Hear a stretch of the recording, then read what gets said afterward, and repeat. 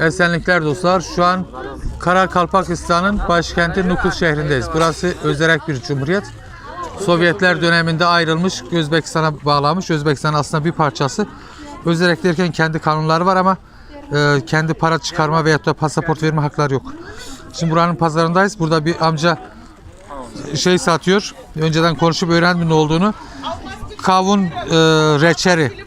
Bu böyle kaşıkla yeniyor veyahut da içiliyor veyahut da şeye koyuluyor. Neydi ismi? Ekmeğin üzerine sürülüyor. Bunlar kurut mu? Burada kurut da satıyorlar. Aynı Kırgızistan'da olduğu gibi orada kendi üretimi kabaklar var. Bu üzümler buranın üzümü mü? Karakalpakistan üzümü mü?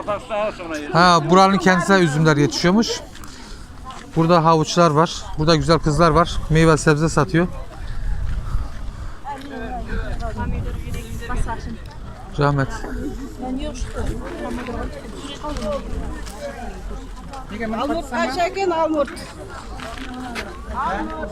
Burada soğan satıyorlar. Kilosu 2000 son 2500 lira patates.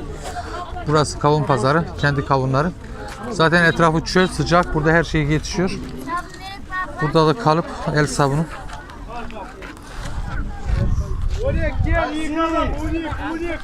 Bunların dili bana anlattıklarına göre Kazak'la Özbek karışım bir dil. Yusufler de ikisinin karışımıymış ama ben aradaki farkı seçemiyorum. Türkiye'deki insanların farkını seçiyorum, buradakiler seçemiyorum. Ha, burada ekmek falan pişiriyorlar. Elbiseciler. Burada turist pek olmaz. Ancak benim gibi bir yolunu şaşırmış derviş mi diyelim, öyle diyelim. Buralar gelip düşebilir çünkü benim buradan yolum Kazakistan'a gidecek. Aktau limanına, oradan Hazar Denizi'ni geçmek için. Turistik bir şey yok burada. Halk kendi arasında böyle yaşıyor.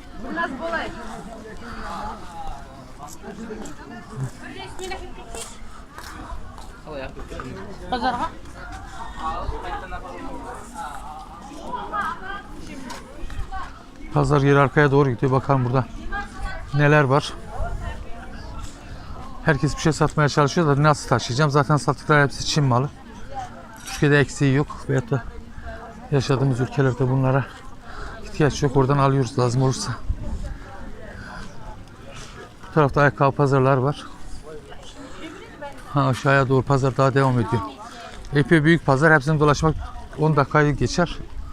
En iyisi bir yerde kesip bir kahvaltı yapıp sonra tren istasyonuna gidip kendime bilet bulayım.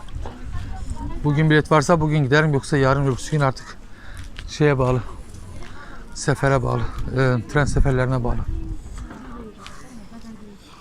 Burası elbise pazarı.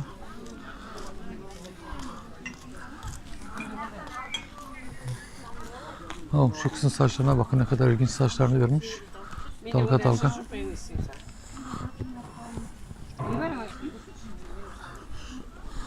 Güneşten korunmak için yüzlerini kapatmışlar.